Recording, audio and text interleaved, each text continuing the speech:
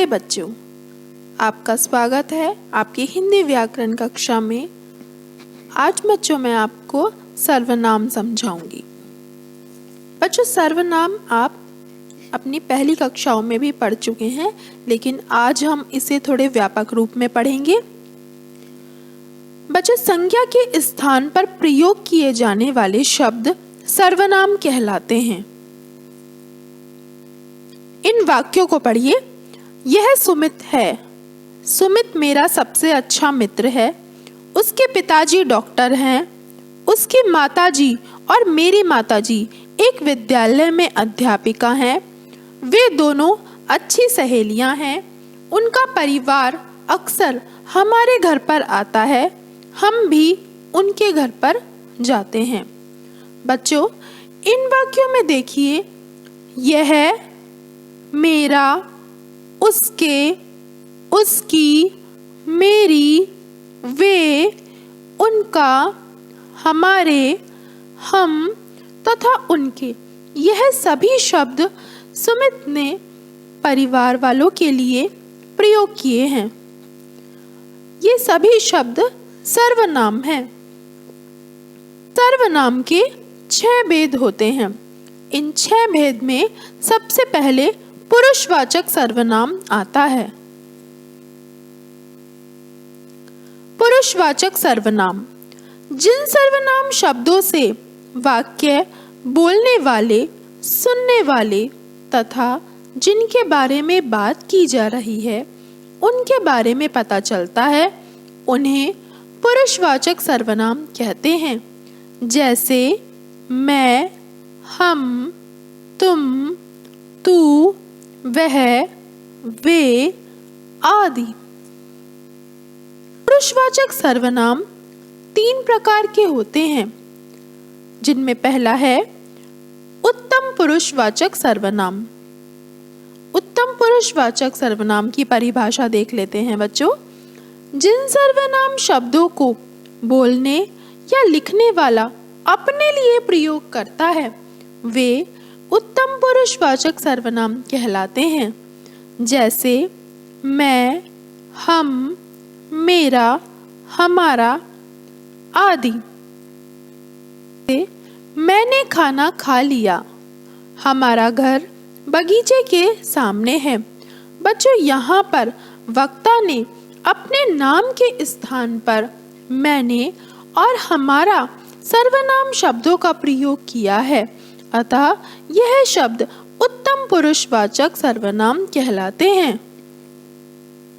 बच्चों, उत्तम पुरुषवाचक सर्वनाम के बाद दूसरा है मध्यम पुरुषवाचक सर्वनाम, जिसे बोलने वाला सुनने वाले के लिए जिन सर्वनाम शब्दों का प्रयोग करता है वे मध्यम पुरुषवाचक सर्वनाम कहलाते हैं।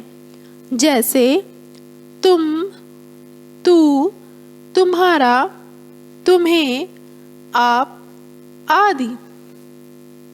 कुछ उदाहरण देखिए बच्चों। तुमने मुझे बुलाया। आप क्या कर रहे हैं? इन वाक्यों में तुमने तथा आप बोलने वाला सुनने वाले के लिए प्रयोग कर रहा है, अतः यहाँ तुमने तथा आप सर्वनाम मध्यम पुरुषवाचक सर्वनाम है। तीसरा है अन्य पुरुषवाचक सर्वनाम। बोलने वाला जिसके विषय में बात करता है या जिसके विषय में कुछ कहता है वे शब्द अन्य पुरुषवाचक कहलाते हैं। जैसे वह, उसने, वे, उन्होंने आदि। इनके कुछ वाक्य पढ़ते हैं बच्चों। वह कोने में खड़ा रो रहा है। उसको भी खाना दो। इन वाक्यों में वह और उसको बोलने वाला किसी अन्य व्यक्ति के बारे में कह रहा है, अतः यहाँ वह और उसको अन्य पुरुषवाचक सर्वनाम है। जो दूसरा सर्वनाम है निश्चयवाचक या संकेतवाचक सर्वनाम। जिन सर्वनाम शब्दों द्वारा किसी व्यक्ति, वस्तु या घटना आदि का निश्चित पता चलता है वे निश्चयवाचक सर्वनाम कहलाते हैं। इन वाक्यों को देखिए बच्चों। इसने ही खाना बनाया है, मैं कपड़े उससे ही धुलवाऊंगा। यहाँ बच्चों इन वाक्यों में निश्चितता है, यह निश्चित है कि खाना किसने बनाया और कपड़े किससे धुलवाएगा, यह बात निश्चित है। अतः इन वाक्यों में इसने और उससे निश्चयवाचक सर्वनाम है। अनिश्चयवाचक सर्वनाम, जो सर्वनाम शब्द किसी व्यक्ति, वस्तु, स्थान या घटना का निश्चित बोध नहीं करा पाते वे अनिश्चयवाचक सर्वनाम कहलाते हैं। उदाहरण के लिए देखिए बच्चों, लगता है वह किसी से बातें कर रहा है, दरवाजे पर कोई खड़ा है। इन वाक्यों में बच्चों जो बातें कर रहा है उसका उस व्यक्ति का नाम निश्चित नहीं है कि कौन खड़ा है, वह दरवाजे पर कौन खड़ा है यह भी निश्चित नहीं है। अतः बच्चों यहाँ पर जिसके लिए यह प्रयोग किए गए हैं, जिनका संबंध उनसे है, वह निश्चित नहीं है। अतः यहाँ पर किसी और कोई अनिश्चयवाचक सर्वनाम है। संबंधवाचक सर्वनाम, जो सर्वनाम शब्द वाक्य में आए दूसरे सर्वनाम शब्दों से संबंध बताते हैं वे संबंधवाचक सर्वनाम कहलाते हैं। जैसे बच्चों, जिसने तुम्हारी सेवा की उसे इनाम दो। इस वाक्य में बच्चों जिसने और उसे सर्वनाम शब्द सेवा करने वाले व्यक्ति से संबंधित है। दूसरे वाक्य में देखिए बच्चों, वह आया है जिसे आपने बुलाया था। इस वाक्य में वह और जिसे शब्द बुलाने वाले व्यक्ति से संबंधित हैं। अतः यहाँ पर जिसने, उसे, वह और जिसे संबंधवाचक सर्वनाम है।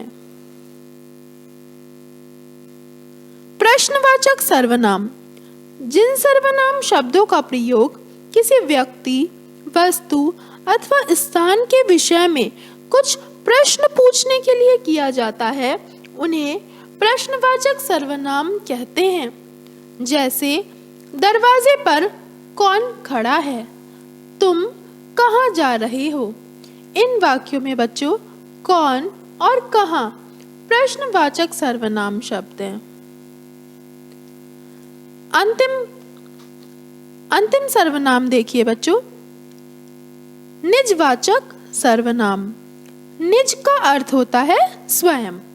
इस प्रकार जिन सर्वनाम शब्दों का प्रयोग स्वयं, अपने या खुद के लिए किया जाता है उन्हें निजवाचक सर्वनाम कहते हैं। जैसे अपने आप, स्वयं, खुद आदि। उदाहरण के लिए बच्चों वाक्य देखिए, उसने अपने आप यह चित्र बनाया है। यहाँ पर बच्चों अपने आप सर्वनाम शब्द चित्र बनाने वाले व्यक्ति से संबंधित है, उसी के लिए प्रयोग किया गया है, किसी अन्य व्यक्ति के लिए प्रयोग नहीं किया गया। अतः अपने आप शब्द सर्वनाम निजवाचक सर्वनाम शब्द है। बच्चों आशा करती हूँ आपको सभी सर्वनाम के भेद समझ में आए होंगे। धन्यवाद।